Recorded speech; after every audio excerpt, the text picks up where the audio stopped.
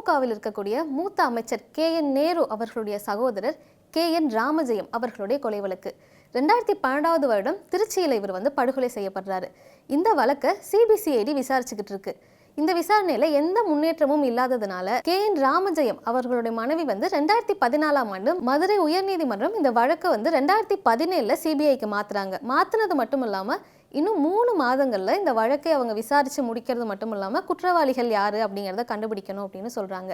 ஆனா 2022 வரைக்கும் இது கண்டுபிடிக்கப்படவே இல்லை. 2022ல KN ராமஜெயமோட சகோதரர் KN ரவிச்சந்திரன் என்ன பண்றாருன்னா, CBI விசாரணையில எந்த முன்னேற்றமும் இல்லாததுனால இதை மாநில காவல்துறையை விசாரிக்கட்டும் அப்படின்னு சொல்றாரு. அதையொட்டி சென்னை உயர்நீதிமன்றம் இந்த வழக்கை திரும்பவும் மாநில காவல்துறை விசாரிக்கலாம் அப்படின்னு சொல்லி ஒரு குழுவை நியமிக்கிறாங்க. இந்த குழுவுக்கு திருச்சியோட SP ஜெயக்குமார் அவர்கள் தான் தலைமை தாங்குறாங்க. ஆனா கொஞ்ச நாள்லயே அவர் வேறொரு இடத்துக்கு இடமாறுதல் செய்யப்படுறாரு. பின்பு திருச்சியின் DIG வருண்குமார் அவர்கள் CBCIDக்கு மாற்றப்பட்டு அவர் இந்த வழக்கை கையில் எடுக்கிறார். அவர் இந்த வழக்கை கையில் எடுத்து 13 ஆண்டுகள் ஆகுது. இன்னும் அந்த வழக்கு முடிக்கப்படாம நிலுவையிலே தான் இருக்கு.